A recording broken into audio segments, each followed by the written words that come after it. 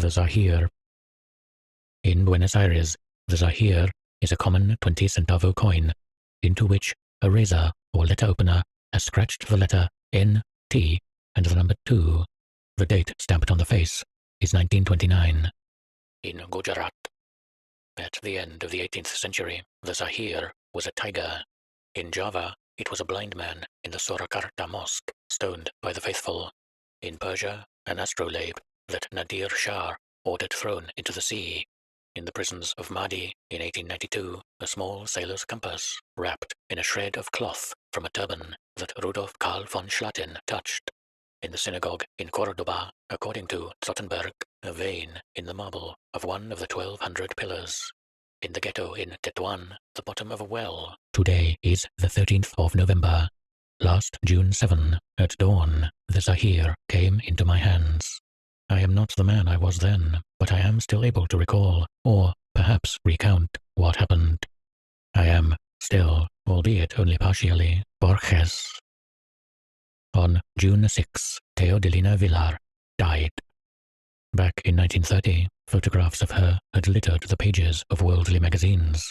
That ubiquity may have had something to do with the fact that she was thought to be a very pretty woman, although that supposition was not unconditionally supported by every image of her. But no matter, Teodelina Villar was less concerned with beauty than with perfection. The Jews and Chinese codified every human situation. The Mishnah tells us that beginning at sunset on the Sabbath, a tailor may not go into the street carrying a needle. The Book of Rites informs us that a guest receiving his first glass of wine must assume a grave demeanor, receiving the second a respectful, happy air. The discipline that Teodelina Villar imposed upon herself was analogous, though even more painstaking and detailed. Like Talmudists and Confucians, she sought to make every action irreproachably correct, but her task was even more admirable and difficult than theirs, for the laws of her creed were not eternal, but sensitive to the whims of Paris and Hollywood. Teodelina Villar would make her entrances into orthodox places at the orthodox hour, with orthodox adornments, and with orthodox world-weariness, but the world-weariness, the adornments, the hour, and the places would almost immediately pass out of fashion, and so come to serve upon the lips of Teodelina Villar for the very epitome of tackiness. She sought the absolute, like Flaubert, but the absolute in the ephemeral. Her life was exemplary, and yet an inner desperation constantly gnawed at her. She passed through endless metamorphoses, as though fleeing from herself. Her coiffure and the color of her hair were famously unstable, as were her smile, her skin, and the slant of her eyes. From 1932 on, she was studiedly thin. The war gave her a great deal to think about. With Paris occupied by the Germans, how was one to follow fashion?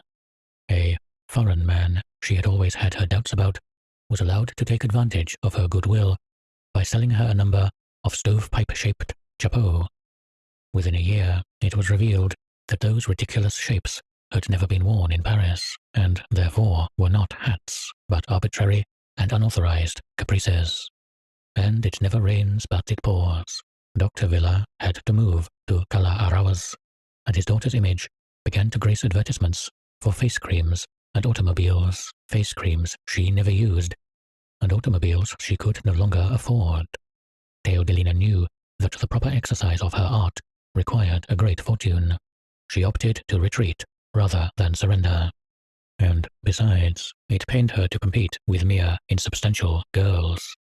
The sinister apartment on Arauz, however, was too much to bear. On June 6, Teodelina Villar committed the breach of decorum of dying in the middle of Barrio Sur. Shall I confess that, moved by the sincerest of Argentine passions, snobbery, I was in love with her, and that her death actually brought tears to my eyes? Perhaps the reader had already suspected that. At wakes, the progress of corruption allows the dead person's body to recover its former faces. At some point, on the confused night of June 6, Theodelina Villar magically became what she had been 20 years before. Her features recovered the authority that arrogance, money, youth, the awareness of being the creme de la creme, restrictions, a lack of imagination and stolidity can give. My thoughts were, more or less, these. No version of that face that had so disturbed me shall ever be as memorable as this one. Really, since it could almost be the first, it ought to be the last. I left her lying stiff among the flowers, her contempt for the world growing every moment more perfect in death. It was about 2 o'clock, I would guess, when I stepped into the street. Outside, the predictable ranks of 1- and 2-story houses had taken on that abstract air they often have at night when they are simplified by darkness and silence. Drunk with an almost impersonal pity, I wandered through the streets. On the corner of Chile and Taquari, I spotted an open bar and general store. In that establishment, to my misfortune, 3 men were playing truco. In the rhetorical figure known as oxymoron, the adjective applied to a noun seems to contradict that noun. Thus, Gnostics spoke of a dark light, and alchemists of a black sun. Departing from my last visit to Theodelina Villar and drinking a glass of harsh brandy in a corner bar and grocery store was a kind of oxymoron. The very vulgarity and facileness of it were what tempted me. The fact that men were playing cards in the place increased the contrast. I asked the owner for a brandy and orange juice. Among my change, I was given the Zahir. I looked at it for an instant, then walked outside into the street, perhaps with the beginnings of a fever. The thought struck me that there is no coin that is not the symbol of all the coins that shine endlessly down throughout history and fable.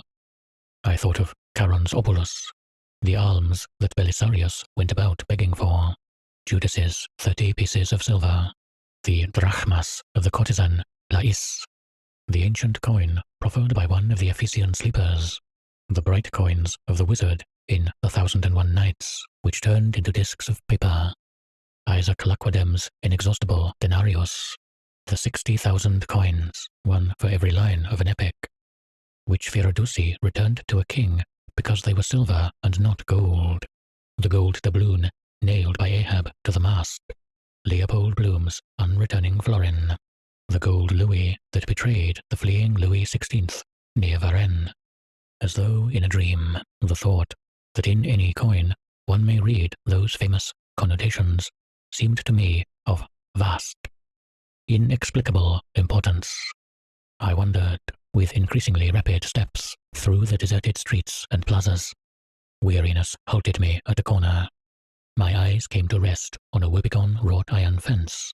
Behind it, I saw the black and white tiles of the porch of La Concepcion. I had wandered in a circle. I was just 1 block from the corner where I'd been given the Zahir. I turned the corner. The chamfered curb in darkness at the far end of the street showed me that the establishment had closed. On Belgrano, I took a cab, possessed, without a trace of sleepiness, almost happy. I reflected that there is nothing less material than money, since any coin, a 20-centavo piece, for instance, is, in all truth, a panoply of possible futures. Money is abstract, I said, over and over. Money is future time. It can be an evening just outside the city, or a Brahms melody, or maps, or chess, or coffee, or the words of Epictetus, which teach contempt of gold. It is a Proteus more changeable than the Proteus on the Isle of Pharos. It is unforeseeable time, Bergsonian time, not the hard, solid time of Islam or the Porch. Adherents of determinism deny that there is any event in the world that is possible, i.e., that might occur. A coin symbolizes our free will. I had no suspicion at the time that these thoughts were an artifice against the Zahir and a first manifestation of its demonic influence. After long and pertinacious musings, I at last fell asleep, but I dreamed that I was a pile of coins guarded by a griffin. The next day I decided I'd been drunk. I also decided to free myself of the coin that was affecting me so distressingly. I looked at it. There was nothing particularly distinctive about it, except those scratches. Burying it in the garden or hiding it in a corner of the library would have been the best thing to do, but I wanted to escape its orbit altogether, so preferred to lose it. I went neither to the Basilica del Pilar that morning, nor to the cemetery. I took a subway to Constitucion, and from Constitucion to San Juan and Boedo. On an impulse, I got off at Urquiza. I walked toward the west and south. I turned left and right, with studied randomness, at several corners, and on a street that looked to me like all the others. I went into the first tavern I came to, ordered a brandy, and paid with the Zahir. I half closed my eyes, even behind the dark lenses of my spectacles, and managed not to see the numbers on the houses or the name of the street. That night, I took a sleeping draught and slept soundly. Until the end of June, I distracted myself by composing a tale of fantasy. The tale contains 2 or 3 enigmatic circumlocutions, sword water instead of blood, for example, and dragon's bed for gold, and is written in the first person. The narrator is an ascetic who has renounced all commerce with mankind and lives on a kind of moor. The name of the place is Gnintaheda. Because of the simplicity and innocence of his life, he is judged by some to be an angel. That is a charitable sort of exaggeration, because no one is free of sin. He himself, to take the example nearest at hand, has cut his father's throat. Though it is true that his father was a famous wizard who had used his magic to usurp an infinite treasure to himself. Protecting this treasure from cankerous human greed is the mission to which the narrator has devoted his life. Day and night he stands guard over it. Soon, perhaps too soon, that watchfulness will come to an end. The stars have told him that the sword that will sever it forever has already been forged. The name of the sword is Gram. In an increasingly tortured style, the narrator praises the lustrousness and flexibility of his body. One paragraph offhandedly mentions scales. Another says that the treasure he watches over is of red rings and gleaming gold. At the end, we realize that the ascetic is the serpent Fafnir, and the treasure on which the creature lies coiled is the gold of the Nibelungen. The appearance of Sigurd abruptly ends the story. I have said that composing that piece of trivial nonsense, in the course of which I interpolated with pseudo-erudition a line or two from the Fafnismal, enabled me to put the coin out of my mind. There were nights when I was so certain I'd be able to forget it that I would willfully remember it. The truth is, I abused those moments. Starting to recall turned out to be much easier than stopping.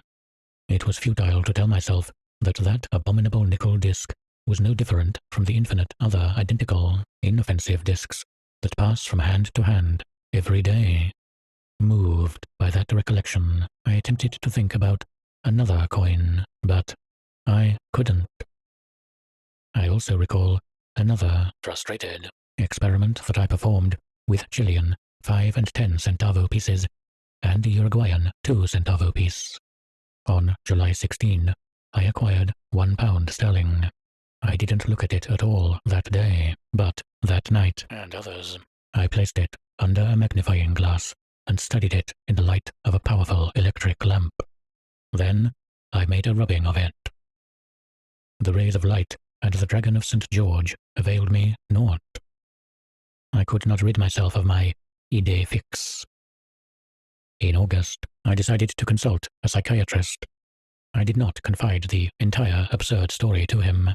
I told him I was tormented by insomnia, and that often I could not free my mind of the image of an object, any random object, a coin, say. A short time later, in a bookshop on Cala Sarmiento, I exhumed a copy of Julius Barlach's Urkunden zur Geschichte der Zahir Saga, Breslau, 1899. Between the covers of that book was a description of my illness. The introduction said that the author proposed to gather into a single manageable octavo volume every existing document that bears upon the superstition of the Zahir, including 4 articles held in the Habicht archives and the original manuscript of Philip Meadows Taylor's report on the subject. Belief in the Zahir is of Islamic ancestry and dates, apparently, to some time in the 18th century. Barlach impugns the passages that Sottenberg attributes to Abul Feda. In Arabic, Zahir means visible, manifest, evident. In that sense, it is one of the 99 names of God. In Muslim countries, the masses use the word for beings or things which have the terrible power to be unforgettable and whose image eventually drives people mad. Its first undisputed witness was the Persian polymath and dervish Lutuf Ali Azur. In the corroborative pages of the biographical encyclopedia titled Temple of Fire, Ali Azur relates that in a certain school in Shiraz there was a copper astrolabe, constructed in such a way that any man that looked upon it but once could think of nothing else, so that the king commanded that it be thrown into the deepest depths of the sea, in order that men might not forget the universe. Meadows Taylor's account is somewhat more extensive. The author served the Nazim of Hyderabad and composed the famous novel Confessions of a Thug. In 1832, on the outskirts of Borges, Taylor heard the following uncommon expression used to signify madness or saintliness. Verily he has looked upon the tiger. He was told that the reference was to a magic tiger that was the perdition of all who saw it, even from a great distance, for never afterward could a person stop thinking about it. Someone mentioned that one of those stricken people had fled to Mysore, where he had painted the image of the tiger in a palace. Years later, Taylor visited the prisons of that district. In the jail of Nihor, the governor showed him a cell whose floor, walls, and vaulted ceiling were covered by a drawing in barbarous colors that time, before obliterating, had refined, of an infinite tiger. It was a tiger composed of many tigers in the most dizzying of ways. It was crisscrossed with tigers, striped with tigers, and contained seas and Himalayas and armies that resembled other tigers. The painter, a fakir, had died many years before in that same cell. He had come from Sindor, perhaps Gujarat, and his initial purpose had been to draw a map of the world. Of that first purpose, there remained some vestiges within the monstrous image. Taylor told this story to Mohammed al-Yementi of Fort William. Al-Yementi said that there was no creature in the world that did not tend toward becoming a Zahir. This is Taylor's spelling of the word, but that the All-Merciful does not allow two things to be a Zahir at the same time, since a single one is capable of entrancing multitudes. He said that there is always a Zahir. In the age of ignorance, it was the idol called Yahuk, and then a prophet from the Khorasan who wore a veil spangled with precious stones or a mask of gold. Barlach observes that Yahuk figures in the Quran 71:23, and that the prophet is Al-Muqana, the veiled prophet, and that no one, with the exception of the surprising correspondent Philip Meadows Taylor, has ever linked those two figures to the Zahir. He noted that Allah was inscrutable. Over and over, I read Barlach's monograph. I cannot sort out my emotions. I recall my desperation when I realized that nothing could any longer save me. The inward relief of knowing that I was not to blame for my misfortune. The envy I felt for those whose Zahir was not a coin, but a slab of marble or a tiger. How easy it is not to think of a tiger, I recall thinking. I also recall the remarkable uneasiness I felt when I read this paragraph. One commentator of the Guishan-i-Raz states that he who has seen the Zahir shall soon see the rose, and quotes a line of poetry interpolated into Atar Asra Nyama, the Book of Things Unknown. The Zahir is the shadow of the rose and the rending of the veil. On the night of Teodelina's wake, I had been surprised not to see among those present Signorina Abascal, her younger sister. In October, I ran into a friend of hers. "Poor Yulita," the woman said to me. "She's become so odd. She's been put into Borges. How she must be crushed by those nurses spoon-feeding her. She's still going on and on about that coin, just like Morena Sackman's chauffeur." Time, which softens recollections, only makes the memory of the Zahir all the sharper. First, I could see the face of it. Then, the reverse. Now I can see both sides at once. It is not as though the Zahir were made of glass, since one side is not superimposed upon the other. Rather, it is as though the vision were itself spherical, with the Zahir rampant in the center. Although that is not, the Zahir comes to me as though through a filter, and from a distance, Teodelina's disdainful image, physical, pain. Tennyson said that if we could but understand a single flower, we might know who we are and what the world is. Perhaps he was trying to say that there is nothing, however humble, that does not imply the history of the world and its infinite concatenation of causes and effects. Perhaps he was trying to say that the visible world can be seen entire in every image, just as Schopenhauer tells us that the will expresses itself entire in every man and woman. The Kabbalists believed that man is a microcosm, a symbolic mirror of the universe. If one were to believe Tennyson, everything would be everything, even the unbearable Zahir. Before the year 1948, Yulia's fate will have overtaken me. I will have to be fed and dressed. I will not know whether it's morning or night. I will not know who the man, Borges, was. Calling that future terrible is a fallacy, since none of the future's circumstances will in any way affect me. One might as well call terrible the pain of an anesthetized patient whose skull is being trepanned. I will no longer perceive the universe. I will perceive the Zahir. Idealist doctrine has it that the verbs to live and to dream are at every point synonymous. For me, thousands upon thousands of appearances will pass into one. A complex dream will pass into a simple one. Others will dream that I am mad, while I dream of the Zahir, where every man on earth thinks day and night of the Zahir, which will be dream and which reality, the earth or the Zahir. In the waste and empty hours of the night, I am still able to walk through the streets. Dawn often surprises me upon a bench in the Plaza Gare, thinking, or trying to think, about that passage in the Asrar Nyama, where it is said that the Zahir is the shadow of the rose and the rending of the veil. I link that pronouncement to this fact. In order to lose themselves in God, the Sufis repeat their own name, or the 99 names of God, until the names mean nothing anymore. I long to travel that path. Perhaps by thinking about the Zahir unceasingly, I can manage to wear it away. Perhaps behind the coin is God.